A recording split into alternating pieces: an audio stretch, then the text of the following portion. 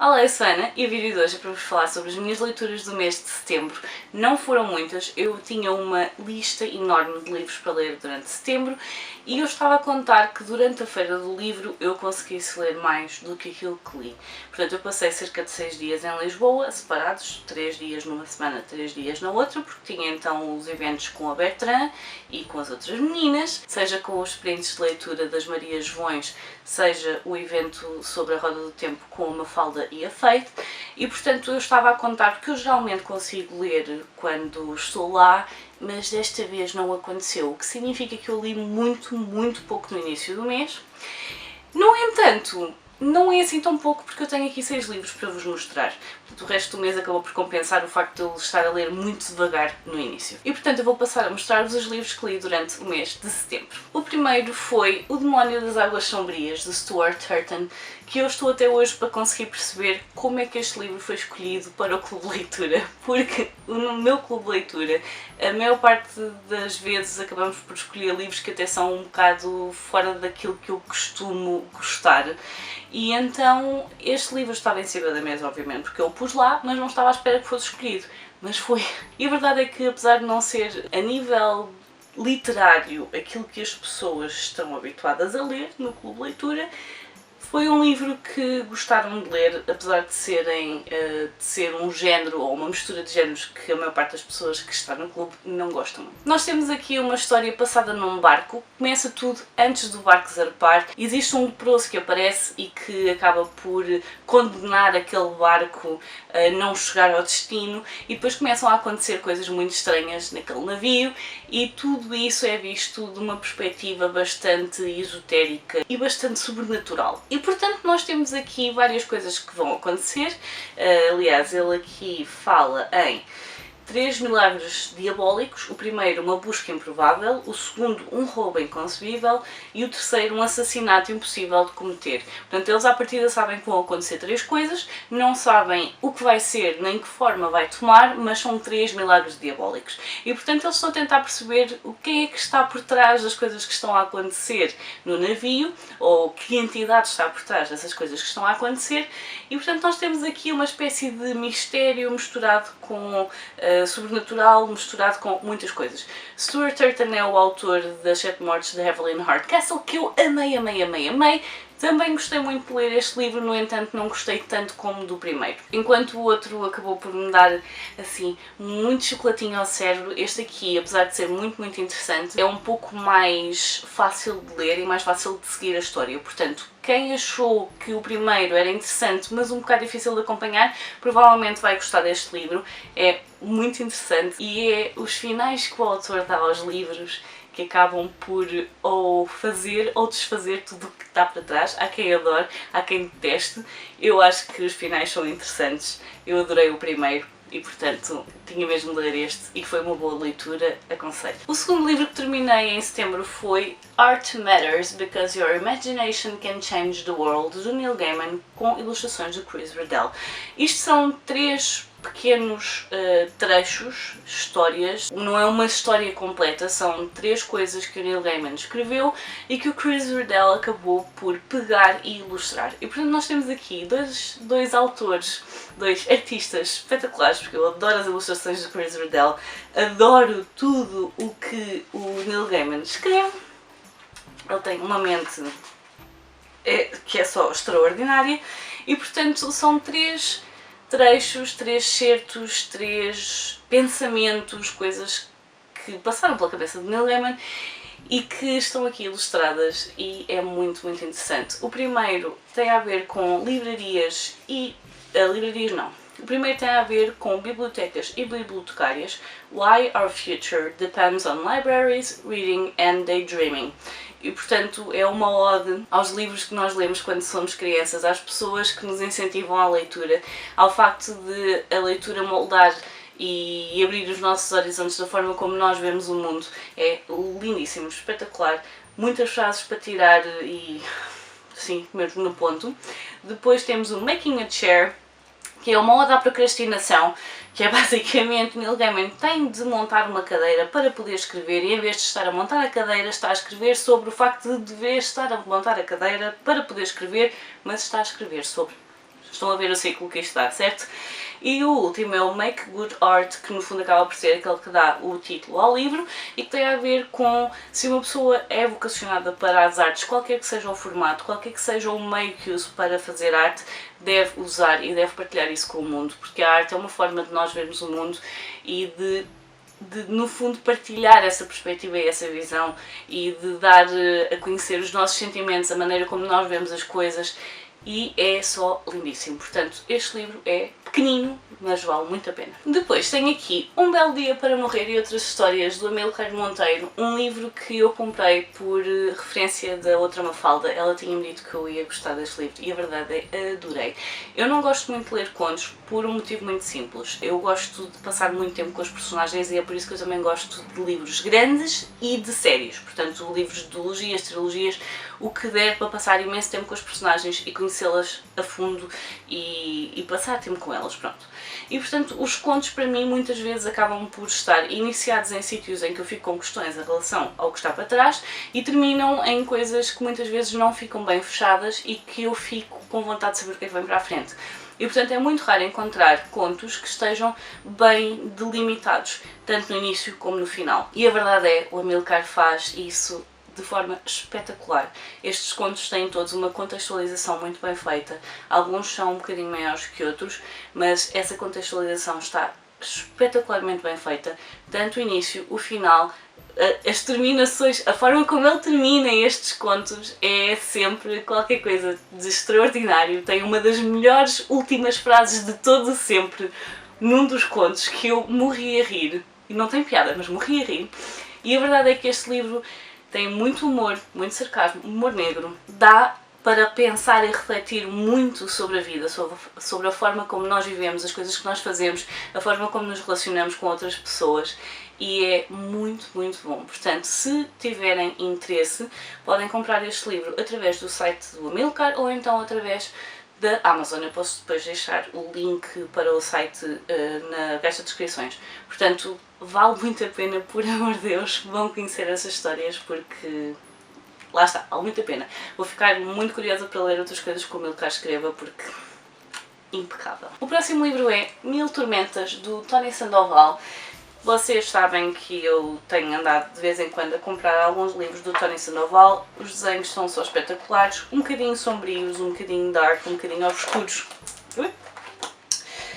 As histórias em si também são um bocadinho dark e um bocadinho escuras. Acontece com estas histórias geralmente aquilo que eu estava a dizer que não gostava muito nos contos, que é a forma como fecha, às vezes não fica completamente fechado e deixa-me a pensar que talvez pudesse ter sido mais explorado. Portanto, são histórias que eu até hoje acho que ainda não consegui dar 5 estrelas a nenhuma, mas que eu gosto mesmo, mesmo muito. Neste caso aqui, nós temos a Lisa, é uma personagem que tem cerca de, se calhar, 15, 16 anos, portanto ela está a desenvolver-se, está a explorar, está a conhecer melhor aquilo que é, e é uma pessoa que aos olhos dos outros que estão à volta é estranha. É uma pessoa muito introspectiva, que fica muito no mundo dela, que ainda gosta de brincar quando muitas vezes isso é visto como uma coisa de crianças, é alguém que vive um pouco na sua própria cabeça. E a Lisa descobre aqui uma passagem para um mundo diferente e quando ela entra nesse mundo há seres que acham que a sua rainha voltou e portanto acabam por ser despertados e vai criar aqui um conflito entre os dois mundos. Portanto, o mundo para onde ela passou e o nosso mundo onde ela vive. E é muito, muito giro ver de que forma então há esta troca, a forma como as outras personagens veem a Lisa, a forma como ela própria se vê, o que tem de desenvolver para conseguir passar esta situação que vai acontecer aqui e depois no final acabamos por perceber que talvez isso não fosse assim tão desconexo da própria realidade. É um livro muito interessante e eu continuo sempre a querer ler mais de Tony Sandoval, portanto tenho mesmo de comprar os que me faltam. O livro seguinte que li foi o Corpos Ocultos, da Caroline Kepnes, que é a autora do You, portanto Tu. Eu li este livro durante o mês de setembro para o September Thrills, no fundo o Demónio das Águas Sombrias também dá para encaixar no September Thrills, portanto o projeto da Dora e da Tininha. E o que é que eu tenho a dizer sobre o Corpos Ocultos? A verdade é que até chegar a meio do livro eu estava a pensar, eu não compreendo porque é que as pessoas não gostam tanto deste livro, acho que se faz uma crítica espetacular à sociedade, nós estamos cada vez mais focados na imagem que queremos passar para os outros em vez de vivermos efetivamente uma vida e portanto estamos muito por trás dos ecrãs, a questão toda da fama, das pessoas que querem fama, que estão dispostas a fazer tudo para a conseguir e portanto eu estava a ver ali uma crítica social que eu estava a gostar imenso até meio do livro e a partir do meio do livro eu comecei a pensar, Joe querido, tu estás a dispersar tanto, há demasiadas personagens, há demasiados conflitos, o Joe está cada vez a ficar mais descontrolado, no sentido em que qualquer pessoa que queira falar, só falar, alguém que respire ao lado da pessoa por quem ele está interessado e é toda uma crise de ciúmes que já vai para vou-te matar, começa logo a pensar como é que a coisa vai acontecer e portanto isso acabou por me cansar um bocadinho a meio do livro e acabou por ser muito mais difícil ler a segunda parte do livro. No entanto, é muito interessante, tendo em conta que eu já vi a série, a segunda temporada da série, é interessante ver que partes é que eles usaram deste livro para criar a história da série. E portanto, apesar de o livro e a série não terem quase nada a ver um com o outro, há pequenos detalhes que efetivamente saíram do livro para a série, o que faz com que eu esteja extremamente curiosa tanto com a terceira temporada como com o terceiro livro que ainda não foi traduzido e portanto apesar de eu não ter aqui o Quartos Ocultos eu eventualmente vou acabar por o comprar, apesar de não ter muita pressa porque lá está, não foi um livro que me tivesse deixado completamente deslumbrada, mas a verdade é que eu vou querer ler o terceiro e portanto vou acabar por comprar também o segundo porque eu vou querer ficar com a trilogia completa, se é que a autora não se vai lembrar de escrever mais do que 3, mas pronto. E portanto foi um livro que até meio do livro espetacular, a partir do meio o Joe dispersou completamente e houve certas situações que eu não compreendi o porquê de serem necessárias e portanto houve coisas que acabaram por ser a mais desnecessariamente. No entanto, continua a ser uma leitura interessante e lá está, a primeira parte do livro faz uma crítica espetacular à sociedade que temos neste momento e é esta busca incessante pela fama. E o último livro do mês foi um livro que tecnicamente foi o primeiro que eu comecei e o último que eu terminei e esse livro foi O Retorno da Dulce Maria Cardoso, um livro que foi uma prenda da Olga. Este é um dos livros preferidos da Olga, se não for o livro preferido. Olga, corrige-me se estiver errada. E o que é que este livro tem? Tem aqui, lá está, o retorno, tem a ver com o facto de depois do 25 de Abril ter havido o retorno das pessoas que estavam em África para o nosso país, não é? Que era o nosso país de origem e, portanto, as nossas colónias acabaram por ser desmanteladas. E, portanto, nós temos aqui estas personagens que vêm de Luanda e que quando chegaram a Portugal acabaram por se ver completamente desnorteadas, sem nada daquilo que tinham conseguido fazer e criar nos últimos anos em que não tinham estado em Portugal, portanto tinham construído toda uma vida e essa vida simplesmente do nada evaporou-se. E portanto nós temos aqui este livro contado da perspectiva de um rapaz de 15 anos, temos toda a análise dele à situação, à forma como as pessoas se relacionavam lá, à forma como as pessoas se relacionavam cá, a forma como as pessoas de cá viam quem vinha de fora e a forma como quem veio via toda a situação entre os que ficavam, os que tentavam ficar nos sítios onde tinham vivido, toda a situação que se viveu nos últimos tempos antes de retornarem a Portugal. E porquê é que eu levei tanto tempo a ler este livro? Inicialmente porque este livro estava-me a dar crises de ansiedade.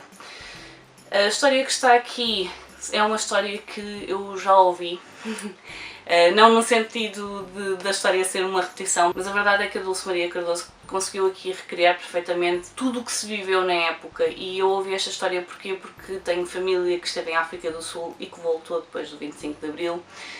Tenho pessoas que ao longo da vida fui ouvindo histórias e portanto sei que as palavras que estão aqui são palavras que foram sentidas por muitas pessoas.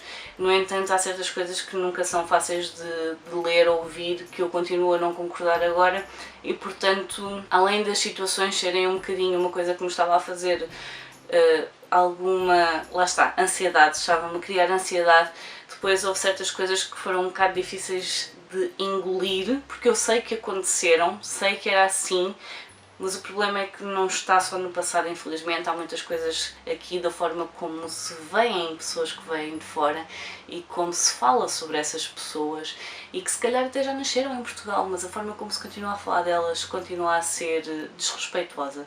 E portanto há muitas coisas aqui que eu achei extremamente interessantes e está muito bem escrito, mas com as quais eu não consigo estar a 100% e portanto fez-me alguma comichão. É um livro muito interessante para quem não souber nada sobre esta situação, para quem não conhecer pessoas que vieram de fora das colónias e que voltaram para Portugal. Acho que é um excelente livro para conhecer essa realidade. É uma realidade que eu conheço de forma mais próxima e portanto houve mesmo coisas que me... Aliás, chegou ao ponto em que eu disse à Olga que este livro me estava a fazer crise de ansiedade. Ela me disse para eu parar de ler, mas pronto, não parei, li. O livro é muito bom, efetivamente, muito bom, mas é ver isto como aquilo que é um retrato de uma situação que aconteceu num determinado momento da história e que temos de ver para lá e ver aquilo que queremos fazer do nosso presente e do nosso futuro. E portanto, estes são os livros que eu li durante o mês de setembro. Foi um mês muito bom, muito bom em leituras. Eu gostei muito dos livros que li. O que está aqui que eu gostei menos foi, aliás, que não está aqui que eu gostei menos foi mesmo o Corpos Ocultos, que foi muito interessante na mesma, mas que ainda não está aqui e eventualmente há de estar. Digam-me nos comentários se já leram algum destes livros, se têm curiosidade com algum deles, se há algum deles que gostavam que eu falasse um pouco mais ou que explorasse um pouco mais aquilo que acabei de falar sobre. E portanto deixem-me isso tudo nos comentários. Eu por hoje vou ficar por aqui, adeus e até à próxima. Tchau!